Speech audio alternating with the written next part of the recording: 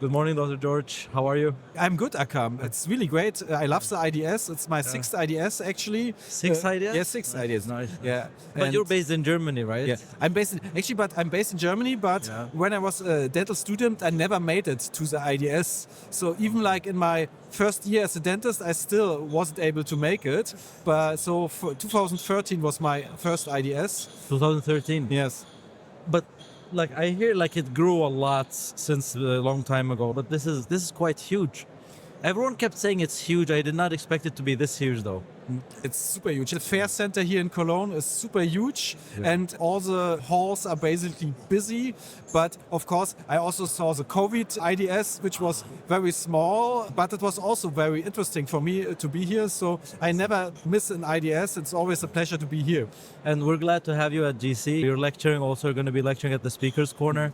Can you talk to us a little bit about the lecture that you're going to give and basically first your specialty for people that maybe don't know you? Yeah, actually, I'm basically an endodontist. I already say basically because in Germany, we don't have the real specialization in endodontics. We only have ortho and surgery, basically. But I've founded my own office 3 years ago, and I'm basically doing endodontics and vital pulp therapy. That's my two main things, and I work on a referral basis. And it's really nice. And I have really a small office, just 2 persons, 2 assistants.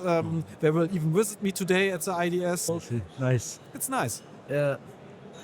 I want to get further into why you chose endodontics to why did you become interested in endodontics? Okay. It's actually, for example, when I was a student, I never had a problem with endodontics. A lot of students hear endo, and maybe we have even some professors, assistants who are not really Passionate explaining about the it. endo. Okay, And yeah. of course, I had struggles, but in my first job, I had a really nice boss, and we were talking so much about endo, and he also brought a microscope, and when I started using the microscope, it was over. I was like, yeah. Actually, I wanted This to be is a periodontist when I was finished dental school, but I didn't found a periodontal office, basically, which was in Berlin, which was really doing perio. It should have been done, but I found some endodontic offices where I could work, and later on I basically realized that's the thing for me. I even thought about going into aesthetics as well, and I joined for 2 years Martin Gollner as a well-known implantologist in Germany, and just to see if aesthetics is something for me, the whole fancy veneer things. And I actually found out, no, I will stay in endodontics because that's what I'm comfortable in, and it's just one patient for 2 sessions, and it's really nice. You get nice feeling. It's sometimes even hard because you can be judged by the X-ray very hard, but it's also working on the microscope is my excuse to also do composites under the microscope, which is really a pleasure for me. And using a microscope transforms your work, to be honest, because you see all the minor details when you're working, right? Yeah. Actually, one easy tip is actually if you have the chance to just look at your anterior composites when you're satisfied, and then just use the scope, you start polishing again. Yeah. But if you're satisfied under the scope with polishing, it's perfect. That's a really nice tip. Of course, on a global level, not everyone can work on a scope, and I'm very privileged with it. But matrix placement is much more predictable, and even started to use like old instruments like what have I called black animal knives to really refine my margins, because I found out under the scope that although I'm sandblasting, using rubber dam, that was still not sharp enough, and like with these old tools you can refine the margins and to get a better adaptation of the composite, very clean surface, and that's my learning in the past 5 or 6 years. I see. And we were talking a little bit earlier that you're an endodontist, but you mostly are interested in not going into endo and actually keeping the tooth vital. Yeah, when you talk to a patient and say, we can either do a root canal or keeping the tooth vital, they always say, oh no, I don't want the root canal, because but not the side. But the thing is, for example, when deep caries is a real challenge, and you're a dentist, Akram, you use X-rays when you saw a deep caries, and when you were like, oh, it's going to be endo for sure. That's just the word The most common. so thing, common. And I was wondering, we have a vital nerve, and these deep caries can be symptomatic or asymptomatic, and if you have a big caries, it's symptomatic. It's a kind of logic that you feel something there. Yeah. I basically first started with this vital pulp treatment as a pain treatment, but I was in a very busy office in rural Berlin, and we had a lot of patients, and our pain treatment was a full pulpotomy just for pain relief, and for pain relief it works really good. So we temporized it and later on did the endo, and I found out it's still a vital endo. So this pulpotomy is not like hurting the tooth. And I did my own research at a time where it was not standard of care to do such a vital pulpotomy, and found out that's actually a cool treatment, and started to place calcium silicate cement, like the first generation of MDAs on it. Later we got second generations, and it worked so well. And now we have the data that in asymptomatic cases we have success rates like 90%. Of course, in symptomatic cases it's less. But then it's basically philosophy. If we have the chance to keep the tooth vital, then go for it's it. the best root canal filling we can have. But it all stands with the restoration we're doing on it, because just, for example, international endodontists usually don't do restorations. They just place some temporary thing or on the tooth, and the referring dentist is supposed to do the rest, which is actually really bad. How come? Why? Temporary can fall off. Temporary can fall off. We will have could have a reinfection, and the patients spends quite an amount of money at the endodontist, and the endodontist should close the treatment with a composite core at least. And when it comes to vital pulp therapy, we can't just make a temporary on the newly pulpotomy side and ask the referring dentist to do it. So it's the job as an endodontist or as someone, you don't need to be a specialist to do vital pulp therapy, just to make sure it's restored in a good way. And when I say restoring cuspal coverage in these huge cases, we need a good composite, a good matrix, and of course fiber reinforced composite as well, because I think it's a crucial role in this restoring continuum, because with these huge cavities we see that they tend to fracture a bit more, and we want to do everything to not have these kind of fractures. And where, for example, FX Flow basically was a niche product when they started, and now it's one of the most growing products in GC, because it just works. Yeah, there are so many. Like, it became also, it was released in Japan just like last year, and it exceeded all sales expectations because everyone loves it. Everyone who tries it loves it. For you, what's the character in it that you prefer a lot in this product? Actually, when it came out, it had like two colors: the bulk color, which is transparent, and the dentine one. And then when I thought, George, I'm basically doing endodontic, probably I'll use this bulk way more. And I was surprised when I had my first two syringes that the dentine was first empty, because I found out the color is really nice. It's a nice chromatic color, and I used it a lot in the visual, the part you can see on the tooth. And I actually started even like when I had a vital case, maybe sometimes old friends visit me and they get composite filling for me. I don't do crowns or anything, but I use the FX Flow dentine because it's really for the dentine core basically, and it's really nice color. You can't do a lot of, just can do 2 millimeters with it, it's fine. The bulk you can do up to 5 millimeters, but still I use it way more because the color is so nice. I see. And after using Everex, which composite would you use to complete the restoration? Usually I use either two composites. As a small office, you don't want to have too much materials in your office. Either it's an injectable. For example, sometimes an injectable is more convenient for me if the matrix placement is very good.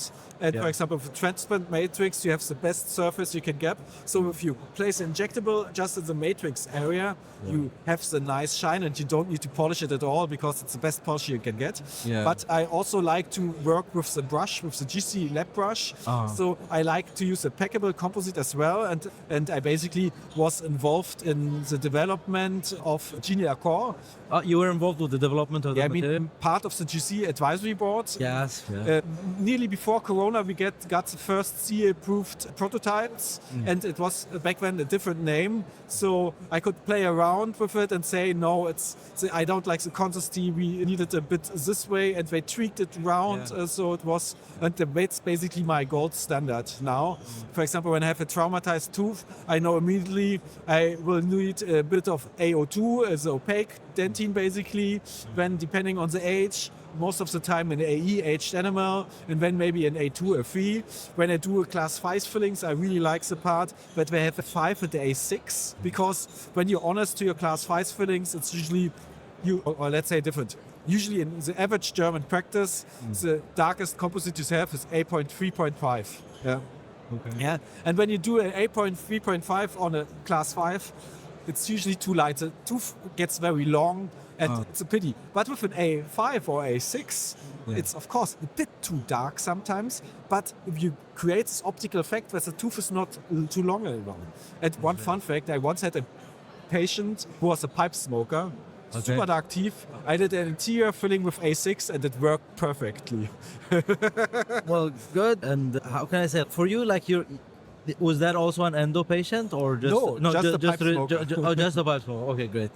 But for example, like when a patient comes to your clinic and they have these kinds of habits, maybe smoking or whatever, does it affect your judgment when you use which composite to use with, or do you always prefer to use, for example, genial quartz?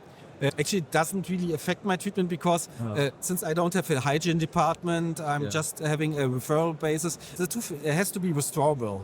Yeah, and basically as the first session, I just check if there are any cracks, if there are any other problems, try to get my diagnosis right. But I have really nice referring dentists, for example. In the beginning, I was afraid that I get the shitty cases nobody wants to do, like broken instruments, perforations, everything. But I have so nice dentists that sent me to just see that there's a big lesion on the tooth and they just send it right to me. So I'm the first one to enter the pulp chamber, can maybe even sometimes preserve the initial anatomy if possible. For example, but sometimes we have like primary decay and the dentists ask me, I don't know what to do. It's such a big caries. Should we do a root canal or a vital pulp treatment? You decide.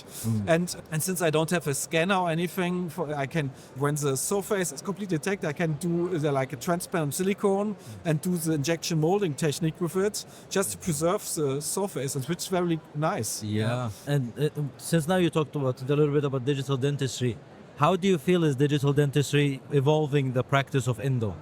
In endo, we have CBTCs, which is something digital for sure. Yeah. We have now microscopes, which will have augmented reality in the future for sure. Yeah. But when it comes to the classical digital workflow, we rarely use it. We might use it for guided endo, for example, when we have very obliterated canals, but it could be that we have some kind of splint reprint or something. I also one time tried guided dynamic navigation where I had a computer with cameras, which basically shows you where you're at in the CBTC, which was interesting, but it's nothing we can do on the daily level. I think what will be most interesting in the future will be 3D printing for sure. Fully printed? 3D printing for 3D sure. printing. Yeah. Oh, yeah. Because although I don't have a scanner, sometimes my referring dentists have a scan. So I could ask them maybe to send me the scan, and out of the scan I could create, maybe even thanks to AI, something like how the tooth should look like, print a model and maybe do something with ExaClear that I can transfer this information.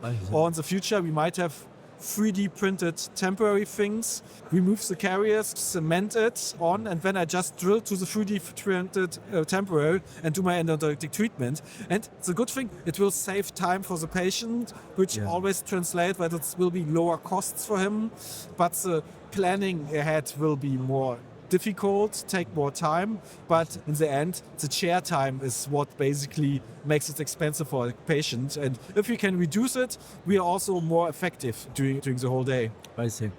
One point as a specialist endodontist, what's a point that you want people who are watching the podcast or listening to the podcast to always keep in mind when dealing with endo cases or a case that might turn into endo? Okay, actually, I would say when it comes to vital pulp therapy, everybody is so concerned about the bleeding control. I give also courses. I trained in Germany over 400 dentists in that topic offline. Online we don't count that anymore. And everybody is so fussed about the bleeding, and I would say, and we now have from our Endo Society basically a statement that we have 2 times 5 minutes as time, and if the bleeding doesn't stop, we should do an endodont treatment. I would say it's wrong, from my point of view, because when we look at which cases are most successful, it's the young cases with maybe an open apex, with a big pulp.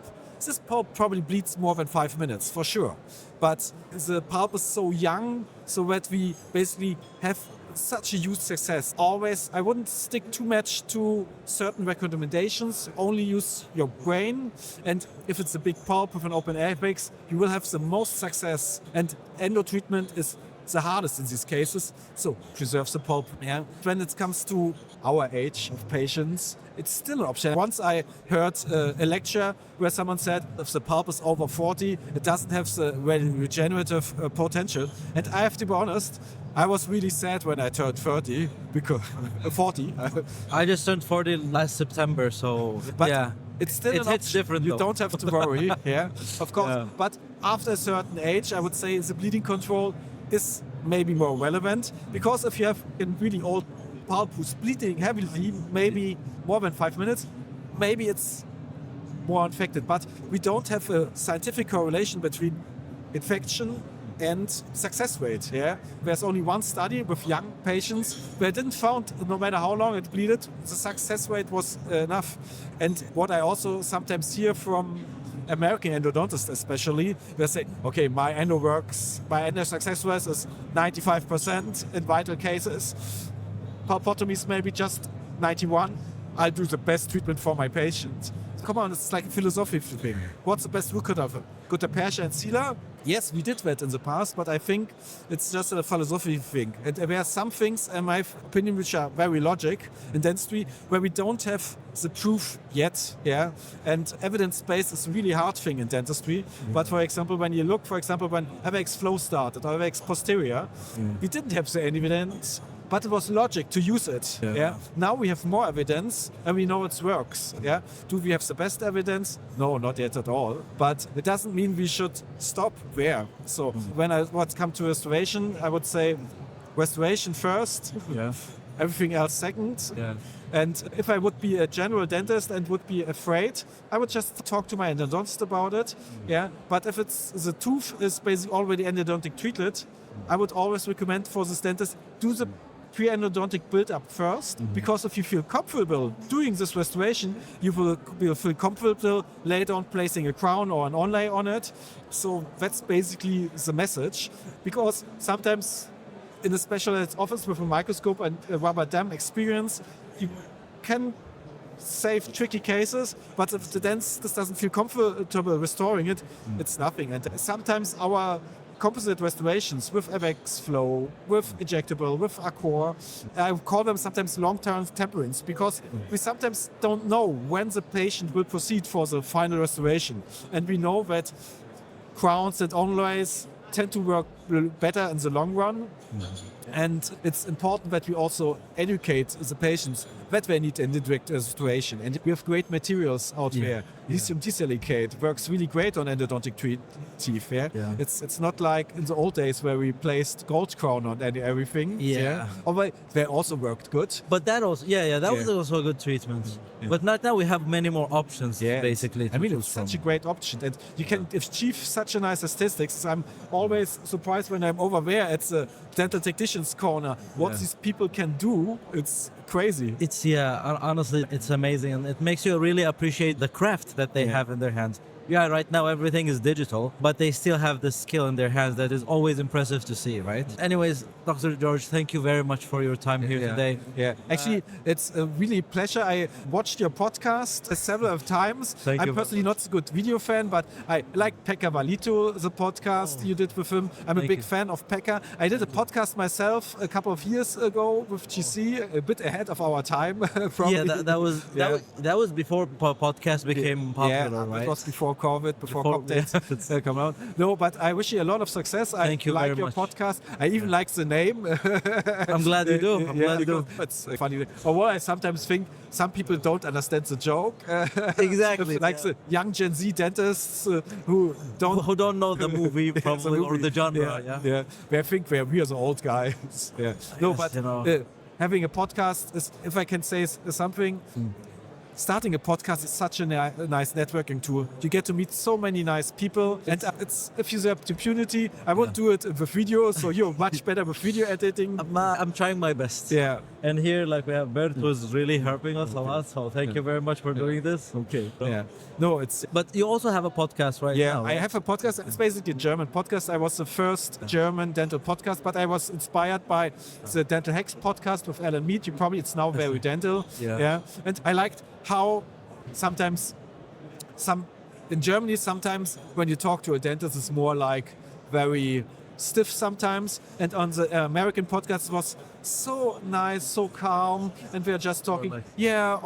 I saw tablets work very fine for education patients, so I just brought 5 for the whole team. And you don't get to hear that from a German dentist. It's changing all, but it's a really nice tool to educate. It's a really nice thing to get education for free. And in the beginning, I had to explain people what is a podcast, like in radio show. Now everybody knows what's a podcast. It's a radio show. That's what I keep. If people don't know it, I just say it's like a radio show. Yeah, but since you asked, my podcast name is Saure Zähne Dental. I used to have also in the tertial version, I called it Dental Bonding. It's still online, but I don't do a lot with the English version. But if you have your own office, it basically the time is really difficult. Yeah. But yeah, thank you very much. All the best with your podcasts. I will try. I don't know German. We have a couple of English ones. Nice. Okay, I'll send them to you. But we had some nice people. You probably also interviewing. Stefan Browett was on. Gary Derdol, Pekka, as I told you, Joseph Sabek. A lot of people from the. Joseph was just lecturing a little bit earlier. I mean, Javier Tapia. And it's a great source of content. For example, one time I did with GC also a German MIH podcast series with experts.